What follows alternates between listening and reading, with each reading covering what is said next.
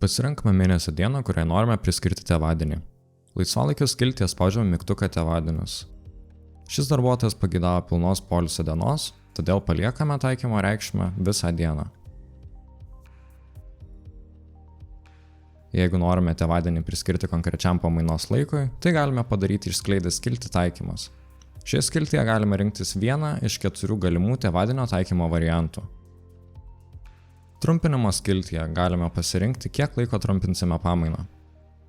Pasirinkus pageidaujamus tėvadienio parametrus, pridedame pamainą toje pačioje dienoje, kurioje priskirtas tėvadienis, kad būtų pritaikytas tėvadienio laikas. Peržiūros skiltyje galime pamatyti, kaip vizualiai atrodo darbo diena.